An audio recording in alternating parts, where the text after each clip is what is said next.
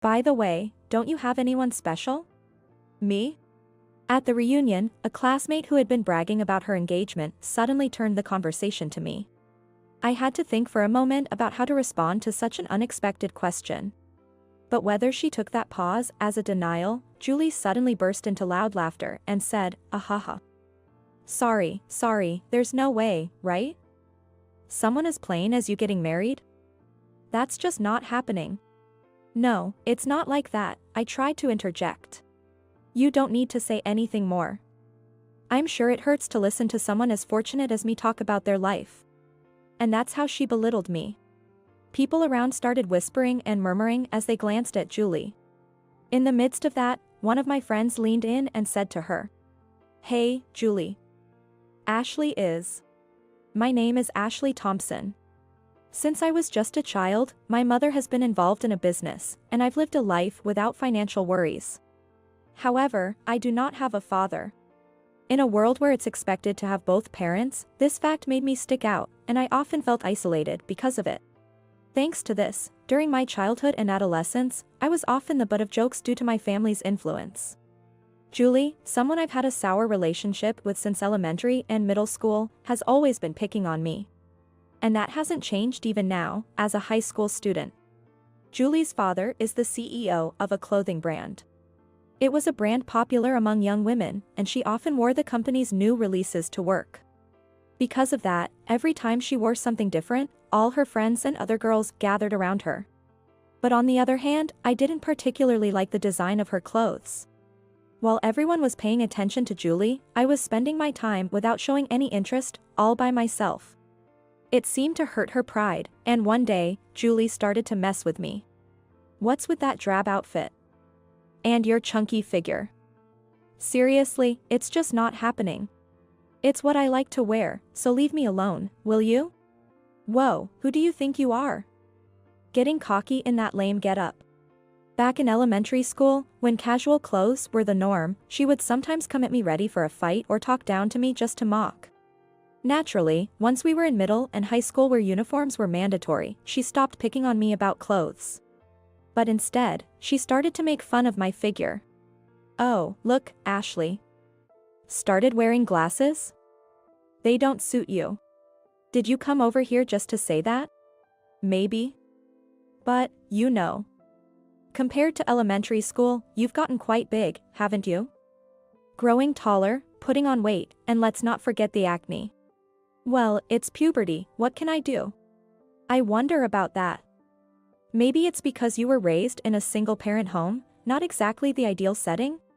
In this manner, she kept teasing me throughout middle school.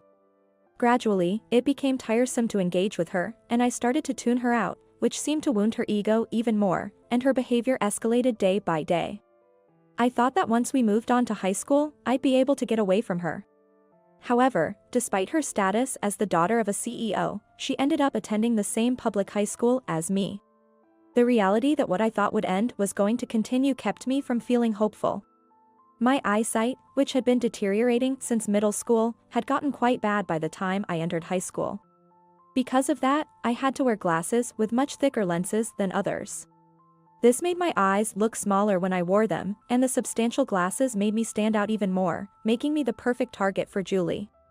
Ever since elementary school, because she was the CEO's daughter, she'd been the center of attention, and as a high schooler, she quickly established her own clique and pulled most of our peers into her social circle with that momentum. Every time she or her entourage harassed me, the people around us distanced themselves from me. That's why I didn't have friends for a while. But what significantly changed my situation was club activities. Having been taller than most since middle school, I was immediately recruited into the volleyball team upon entering high school. They complimented me on my height. Having not received such kind words from others for a long time, I was overjoyed and decided to join the club. After that, I spent every day in rigorous practice, alongside my peers of the same age, honing our skills and stamina, even as I let out pitiful cries. During those days, kids who had never spoken to me before started to strike up conversations. "Ashley, I always thought you were a much tougher person," one said. Why? Well, you know, you always dress so seriously compared to others. And unlike Julie, you wear your uniform by the book, so it felt hard to just chat with you casually. Is that so? Yeah. But as we trained together and shared meals, I realized that you're actually friendly and easy to talk to. I hope we can keep being friends from here on out. Of course. The feeling is mutual. Centered around the friends I made in the volleyball club, my circle gradually expanded. Having often been alone before, Julie used to pick on me a lot, but recently, since I'm usually with someone, my everyday life has become somewhat more peaceful. Additionally, the extra weight on my body that Julie had always mocked since middle school slowly got trimmed down thanks to the tough training, giving her less reason to tease me. After graduating from high school, Julie and I drifted apart. Thinking that we would end up at the same college, I deliberately chose a university out of state, and I managed to get in. As a college student, I joined a club and enjoyed my time with people at my age, all the while dedicating myself to my studies and part-time job. College life without her flew by, and before I knew it, I had joined the ranks of busy working adults. For a while, as an adult, I couldn't forget about Julie. But even unpleasant memories fade over time. Then one day, a phone call from my mom brought back those intense feelings from the past. Ashley? It's been a while, it's your mom. How have you been lately? Yeah. Work's been going well, and I'm building some good relationships. Oh, that's wonderful. Oh, by the way, there's a letter here for you about a high school reunion. Really? I guess enough time has passed since graduation. It wouldn't be strange to have one by now. As I spoke with my mom on the phone, I reminisced about the friends and events from my high school days. Naturally, Julie crossed my mind as well. Got it. I'll come by to pick up the letter soon, Mom. Oh, really? Then I'll make sure to have lots of your favorite chicken thigh stew waiting for you. Thanks, Mom. But don't overdo it, okay? It wasn't long before I went back to my parents' house. As I entered the house, the familiar aroma of chicken thigh stew and my mom's smiling face greeted me. Welcome home, Ashley. Hi, Mom. Here you go, this is that letter I mentioned over the phone. And, it's a bit early for dinner, but would you like a little nibble of the stew? Oh, thanks. But I'll look forward to the stew later. I entered the room I used to call my own and sat down at the study desk that was still there. I opened the envelope of the letter. Inside was an invitation with the date and participation fee for the reunion. Also enclosed was a small piece of paper with an email address for confirming attendance. To be honest, I wasn't thrilled about the idea of seeing Julie, who used to give me a hard time, but the thought of reuniting with friends from the most fulfilling time of my life got me excited. So, I immediately emailed my RSVP to the address. I wonder how everyone's doing. But more than that, I'm kinda curious about what kind of person Julie has become now. I found myself murmuring these thoughts while staring at the reunion invitation, not really reading it, just reminiscing. The day of the reunion. I was thrilled about meeting up with old friends. Everyone had changed so much, they had become more mature, some had learned makeup skills, turning into beauties beyond recognition. When all the attendees were gathered, the first thing we did was catch up on each other's lives, sharing laughs and fond memories. But during that, a cheer suddenly erupted from the middle of the venue. Something happened? Who knows? We went over to see what was going on. There she was, Julie, the last person I wanted to see again.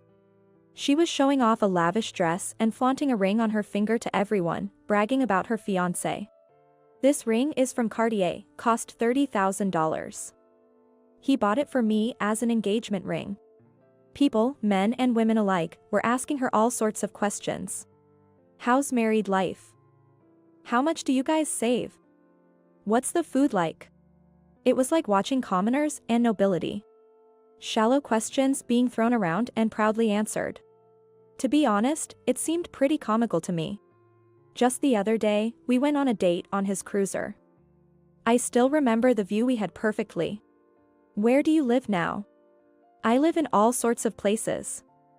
In mansions with big yards, in villas surrounded by nature. I live wherever I want. And soon, I'll be living on the top floor of a high-rise. You can see the fireworks from the summer festival, the sea, and the view is just incredible. Julie seemed to be quite intoxicated with her current lavish lifestyle. The people around her who were listening to her stories were cheering at the dreamlike tales. I was completely turned off and walked away. Look at this. This is my fiancé. Then she showed everyone the photo on her cell phone, which perhaps explained why I heard exclamations like, "He's so handsome," and "What a hunk." I'm jealous. After a while, I was enjoying the meal prepared for the class reunion with my high school friends. While looking around at everyone, we were in the midst of conversations like, "We've all grown up, haven't we?" when I accidentally made eye contact with Julie, who had everyone's attention. She smirked and walked over to where I was. "It's been a while, hasn't it? I recognized you right away. You haven't changed a bit. You seem a bit thinner, though. Are you having a hard time? Are you okay?" Her immediate jab at me was just like old times. Her comment seemed to chill the air for a moment, but my friends, trying to be considerate, said, "Julie, we heard you got married. Congratulations." Then Julie, proudly showing off her ring, started bragging again. "Yes, that's right. He's a business owner, wealthy, and he treats me like a princess. He's my dream guy."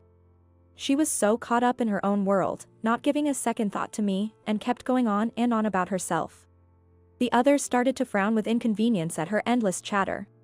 When the reactions around her seemed to fade, Julie, as if suddenly remembering, looked at me and brought me into the conversation. "By the way, do you have someone special?" Me? Caught off guard, I hesitated. Perhaps taking my pause as a denial, Julie burst into loud laughter. "Ahaha. Sorry, there's no way, right? A plain Jane like you couldn't possibly get married." "No, it's not like that, but..." "There's no need to say more. Just listening to a fortunate person like me must be painful for you," she said, demeaning me further. One of my friends tried to interject. "Hey, Julie, you know, Ashley is..." But Julie wasn't showing any signs of listening. When you think about it, still wearing those thick glasses and frumpy clothes. Taller than most guys, too. Nobody would want to marry someone like that, Julie continued, laughing crudely. That was too much for me, and I felt my anger rise. So, because she lacked the class to match her looks, I stood up to counter her argument. But at that moment, someone put their arm around my shoulder from behind. Startled, I jumped, but the scent of the cologne told me who it was. That calmed the anger I had just felt, and a warm sense of relief washed over me. "Talking about my wife like that, huh?" the man behind me said. "Jason." I looked up at his face as if gazing at the ceiling. The man who towered over me, even though I was said to be taller than most guys, was none other than Jason Thompson, a man famed for being the most handsome in our high school.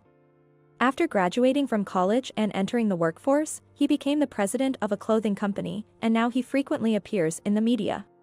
He was famous back in high school and even more so as an adult, with many people knowing who he is. What did you say just now?" My friend asked him to repeat himself. Jason replied calmly. I was just saying how much you were talking about my wife." At his words, everyone around us gasped in unison. "What?" with big voices, bombarding us with questions like, "No way, when did you guys get married?" Or, for that matter, "When did you start dating?" I had heard you were married, but to think it was Jason. The most handsome guy in our grade married someone from the same year? That's a shocker. Amidst the buzz, Jason lightly tapped my shoulder. Turning to look at him, he had a big grin and said contentedly, "The prank was a total success, huh?" Then I turned to the crowd and shared with them. "Me and Ashley, we've been together since high school. And of course, I was the one who made the move." "No way, what a surprise. And the marriage, we just registered last week." Yeah. "We're newlyweds." Aww. "Come on. You could have let us in on it." Well, Ashley gets embarrassed, you know. There were times when I told a few people just to see her turn red. What was the trigger? What made you fall for each other? Well, we were both on the volleyball team. Guess you could say we fell in love during training. Oh my, how youthful. So, tell us. What did you say when you proposed? That's a secret between Ashley and me. It's our little treasure. Aw. That's how we were swarmed with questions from everyone around. With every question about our romance and milestones, I felt my face grow redder and redder until I was looking down at the ground. Then, at that moment, it's a lie. That's impossible. Julie, who had completely lost the attention of the crowd to Jason, was beet red and shouting. The lively atmosphere was gone in an instant, replaced by silence. And everyone's gaze shifted to Julie. Jason marrying Ashley? With someone as gloomy and unattractive as her? Enough with the lies, please. They're not a match at all. Had I been told such things while we were dating, I would have undoubtedly been hurt. But now, it didn't affect me at all. Jason listened to Julie's hysterical rant with nods and murmurs of agreement. Then he said in a breezy tone, "Well, Yeah. I guess you're right. The only good things about me are my looks, height, and bank account. I never imagined that Ashley could fall for someone like me. Back when only the shallowest girls, who were just looking at the surface, came my way, I was really fed up." But the look in Jason's eyes at that moment was ice cold. Disgust, anger, sadness, pity. His eyes were cold, sensing all that negativity. After seeing that look in his eyes, Julie began to choke on her words, and eventually, she couldn't say anything at all. As if to deliver the coup de grace, he said, "And to think that someone would call my wife ugly. Are you blind or something?" snatching my glasses away in a swift motion. "Ah." I couldn't help but exclaim, initially chasing after my glasses with my eyes, but I quickly realized that everyone was staring at me. Having worn glasses in public for so long, that moment without them was incredibly nerve-wracking for me. "Beautiful," someone murmured. I had been wondering if that might be the case. Could it possibly be the model Susie? No way. Wait, now that you mention it, she does look just like her. What, seriously? The actual person. A buzz started among the crowd. I had never imagined that this fact would come out in such a place, and out of embarrassment, I covered my face and looked down again. Our in-house model Susie, well, her background has always been kept under wraps. Folks have been asking if she's not just some CGI or if her pictures are just some fancy artwork. But I tell you, with her naturally beautiful face shape and the kind of top-tier makeup we put on her, I guess it's not too far-fetched for people to wonder. Jason explained this to the people around him. Indeed, I had seen such speculations on social media. Ever since I started working as the exclusive model for Jason's company, due to my tall stature and beautiful body lines, I had been careful about my body and posture. Thanks to that, I had received high acclaim from the public. No way. You mean to tell me that Jason, the CEO of a famous brand, and Susie, every woman's dream, are getting married? This is a huge scoop. Jason's revelation stirred up the crowd again. And he, with a smug grin spreading across his face, said, "Yep. Our marriage is going to be announced in the media tomorrow, so I thought I'd spill the beans at the reunion today." Almost everyone at the reunion was astonished by the revelation and gathered around Jason to hear more. But there was one who stood apart. Standing beside me, Jason was receiving congratulations from everyone when suddenly, I noticed Julie in my field of vision. At that moment, she was glaring at me with a fierce expression. I felt an intense chill from her unusual demeanor. The day after the reunion, our marriage was announced to the media, and for a while, it remained a hot topic on the morning shows. My husband and I would check out those programs when we watched TV together, just to see what the public had to say. Even during our time together as a couple, I couldn't forget the expression Julie had shown me. Is something wrong? Could it be about Julie? Yeah. You know, at the reunion, when everyone was gathering around you. That's when I saw Julie glaring at me with such a harsh look, and I just can't seem to shake it. After saying this, Jason gently stroked my head before putting his arm around my shoulder and pulling me close. Do you think I did something to deserve such resentment? The scenes played back in my mind. I could vividly see Julie, showing off her belongings and laughing proudly. Maybe she was envious of you, Ashley. Envious of me? But she seemed much wealthier and happier, didn't she? People have things that others might not even realize they want. You probably had something that Julie envied without knowing it. Is that so? It's hard to say. But you know, I've learned something since becoming a CEO. It's that people need certain emotional nutrients in their lives. If they lack love, they seek it out. If their desire for recognition isn't met, they find ways to fulfill it. Harassment often comes from those who are vulnerable, trying to fill a gap within themselves, a complex in their heart. It's not excusable, though. Jason. Still, I won't forgive anyone who tries to harm my wife. He said with a smile. Jason and I became friends through our high school club activities, just like he said at the reunion. At first, it was because we shared the same last name, Thompson, that during club activities, when the coach yelled, "Thompson, come here," both of us would run over to him. It was when the coach said, "I don't need you," the guy, and I couldn't help but laugh, that he also flashed a smile my way. Eventually, both of us ended up being roped into the coach's errands. During those tasks and odd jobs, we had little conversations here and there. Soon after, Jason confessed his feelings to me, and we started dating. By the time we entered college, my feelings for him had grown significantly. Because of that, both in high school and after entering college, I felt anxious about his charm that attracted other girls, and I was jealous of them. Even so, Jason was always devoted to me. That made me see him as my one and only, leading us to marriage. A few days later, Jason and I, having been too busy with our respective jobs to go out, finally went for a meal to celebrate our wedding anniversary. We didn't go anywhere too fancy, but chose a restaurant that we both liked. On our way back, we passed by a certain bar. It was then that Jason suggested, "How about we stop by one more place?" I had a pretty good idea of how the night would unfold once we got home, so I nodded, my heart racing, and we entered the bar together. To my surprise, there was an unexpected person there. I blurted out, "Julie," without thinking. Looking closely, I saw another man at her table. Ashley. At first, she glared at me. But feeling Jason's gaze, she quickly looked away. I walked up to her and asked, "Is he your fiancé?" She nodded awkwardly. I thought to myself, I knew it.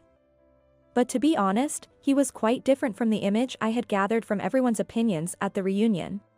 He was in a wrinkled t-shirt and sweatpants, sporting a stubble. After a fleeting glance at us, he was right back to focusing on his cell phone. On the other hand, Julie was all done up with her hair set nicely and makeup meticulously applied. Her outfit was fashionable, chosen with a careful eye for color coordination, and honestly, there was a noticeable air of sophistication about her that didn't quite match the man present here. For starters, he doesn't look nearly as rich as she makes him out to be. Why on earth are you guys showing up in a place like this? She was practically yelling at us, her voice loud and angry. Her face was quite red, which made it seem like she had been drinking. A place like this. We come to bars all the time, just like everybody else. Then why? If your husband is a businessman, shouldn't you be dining in hotels or fancy restaurants? That's what you do when you live it up, right? That's not really how it works. She was speaking in a tone that was different from her usual one. Her voice quivered as if she was on the verge of tears, and at times she raised it strangely loud. To this, Jason said, "We only go to those fancy places for special occasions or business entertainment as a CEO. You should understand that, being a wealthy man's daughter yourself." Humph. I wouldn't know about that. She finished off the half-finished drink on the table, then bowed her head and stopped moving. Jason and I made eye contact, gave a single nod in unison, and then we each took one of her shoulders to help her outside for a moment. Of course, we excused ourselves to her fiancé first.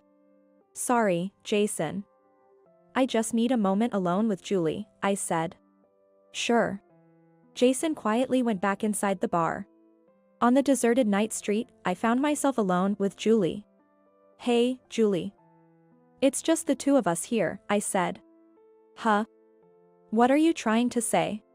"You don't have to keep up the facade to put yourself through this pain," I told her. "What? I don't understand what you are talking about." "You say that, but..." I moved closer to her. Taking her hand, I guided it to the corner of my eye.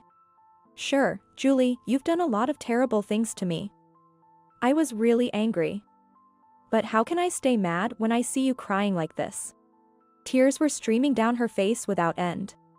Torn between my emotions and my reason, I couldn't help but hug her. And I said once more, "It's just us here." And then she. Wah! A scream echoed through the quiet night street. Her anguished cry seemed to tell of the great suffering she had endured in her life. Moved by the outpouring of emotion from Julie, who was now on her knees crying, I found myself shedding tears as well. It's been tough, hasn't it? So tough for you. For a while, we just held each other. Eventually, Julie stopped crying and her emotions settled down. Despite all the awful things I've done to you, Ashley. It's okay, it's all okay. I did hate you back then, but now, I can't even think of feeling that way anymore. Really, I'm so sorry, so sorry. Hey, can you tell me? Why did you do those things? And why did you lie about them? Yes. I'll tell you everything. I want you to hear it all. Thinking it wasn't right to let her talk on the side of the road, I took her to a nearby park. Sitting on a bench there, Julie shared many things with me. My family was very wealthy. But my parents got along terribly, always fighting every day. I was scared of their shouting matches, so I'd always hide in my room or go outside. But one day, the fights seemed to stop. One day, as a turning point? Yes. That day my father brought home a woman he called his secretary. I didn't understand it at the time, but now it's clear. That was the beginning of an affair. After that, Dad hardly ever came home. The fighting lessened, but compared to before, the house felt colder. Even so, we never wanted for money. So I started spending money, trying to soothe my insecurities by doing various things. Perhaps, that outfit you used to wear in elementary school. Yes. I bought that myself. I convinced myself it was a gift from my parents since it was bought with their money anyway. Julie. When I wore that outfit, kids at school would gather around and talk to me. I was happy about that, so I always wore clothes from my father's company. But even then, Ashley, you were the only one who didn't show any interest in me. Seeing that scared me, like I was looking at my own parents. So, that's why. She mumbled her words there. I said, "Don't worry about it, just tell me," as I gently held her hand. You know, even though she doesn't get the attention like I do, I got jealous of you. Seeing you looking content on your own, even though you're from a single-parent home, you seemed happier than me. I was really envious of you for not having an abusive dad. That's why I did such awful things, to take out my frustrations. Now, I truly feel sorry about it. It's okay. You know, I kind of feel the same way. Huh? My dad, well, he had a bad drinking habit and would get violent when he was drunk. He'd spend all his paycheck on alcohol, and when the money ran out, he'd start raging. Eventually, he even came at me, demanding that I work though I was just a kid back then. So, my mom, sensing danger, took me and left the house. I heard she struggled a lot until they finally got divorced. We sat in silence for a while, not saying anything. So, what kind of person is the guy you are engaged to now? Honestly, he's pretty much like unemployed. He's always on his cell phone, saying he's checking Forex charts, but he's never actually made any money. On social media, he claims to be a day trader. Is that so? But why would someone like you fall for him? It's because he's kind. He would never hit me. He doesn't yell, nor does he gamble. Huh. But I think that's just normal behavior for anyone, isn't it? I don't know anymore. My dad and all the guys I've been with always take their bad moods out on me. But my current boyfriend doesn't do that, that's why I love him. What about money? Does it come from family support or something? When I asked, Julie shook her head. When I told my parents I wanted to continue my relationship with him, they opposed it. But he's the only one I can rely on now, so we had a huge argument. In the end, they disowned me. What? So, how are you managing with money? I'm earning it. Now, I'm working night shifts at bars and convenience stores. Is your fiancé not trying to work? He says his last boss was terrible and it left him with a trauma about working. I couldn't find the words to describe the severity of their situation. Then suddenly, I caught the scent of perfume. A fragrance that I've smelt over and over, that brings me comfort. I'm such an idiot, talking about this won't change anything, right? No, that's not necessarily true. Jason's voice came from behind me and Julie. When we quickly turned around, there were Jason and Julie's fiancé, whom we had seen at the pub. I asked them, "Did you guys happen to hear our conversation?" Yeah. I've been listening since Julie started talking about her father. Well, eavesdropping, huh? I guess I wasn't being very classy either. But, because I did that, I think I was able to create an opportunity for change. Jason looked at the man and nodded. The man stood in front of Julie, who was sitting on the bench. "Julie, I'm sorry. It seems I've been too dependent on you." Julie didn't say anything, just quietly looking down. "I had no idea you were going through so much pain," the man said. At those words, Jason spoke with a tone that seemed a bit angry. "Not realizing it. That just proves how little you cared about her. You just thought of her as a convenient girl or a cash cow, didn't you?" "No. That's not true." "Then you'd understand that you need to change your behavior, wouldn't you? You never considered where the money you were using came from. The hardships she went through to earn it for you. You spent your days half-heartedly studying and not achieving anything. How can you say that's not true when faced with my words?" "That's..." The man shrank away. But at the same time, he clenched his fists tightly and said with genuine frustration, "You're right. I've lived with a naive mindset until now. I always said I wanted to do better, but in the end, To this, Jason asked, "So, what will you do?" Just then, Julie, who had been looking down, raised her face to look at him. Seeing the tired expression on her face, the man's own expression grew firm, and a look of determination appeared in his eyes. "I'll work. To no longer burden Julie, I'll find a job and study for my certification at the same time. No more half measures. For our life together, first, I'll find a job." "Humph. Is that so?" Jason, seeing the man's newfound resolve, handed him a business card. "I would have been mad if you kept playing the tragic hero. Seems like there's no need for that now. FX trading, for instance, only succeeds for those who seriously continue to study economics. If you're going to rely on that, you need to put in more effort than someone with a regular job. Either way, it's a thorny path. I won't say don't do it. But maybe there are things you should prioritize first? This business card is a ticket to the train heading to the future." "Just kidding. Jason. Shall we head back, Ashley? Before it gets too cold from the chill." "Yeah." I had trouble standing up from the bench after sitting for so long. Jason gently put his hand on my back to help me stand. Afterward, we left, disappearing into the darkness together. Sometime later, a call came to Jason from Julie's fiancé. Initially, Jason wasn't expecting much, but after referring him for a job, it turned out he was working earnestly. But well, whether it continues or not, that's a whole other issue. Though he sometimes says that, I know he's always concerned about him, going to listen to him talk, and occasionally heading out to grab a meal together. As for Julie's father's company, according to information that reached Jason, it wasn't going to last much longer. After Julie, an only daughter, left, her mother and her father's mistress ended up in a messy lawsuit. As a result, Julie's father had to pay a substantial amount in alimony for his years of infidelity. Honestly, if the divorce had been finalized sooner, I think Julie could have had a life with less hardship. I can't help but feel mixed emotions when I think about my life in comparison to hers. I believe both Julie and I don't have a very good impression of our fathers. At least I've never had a good impression of marriage, ever since I was young. So initially, even though I accepted Jason's confession, I kept dodging the topic of marriage. But still, with Jason expressing his love so directly, I was finally won over.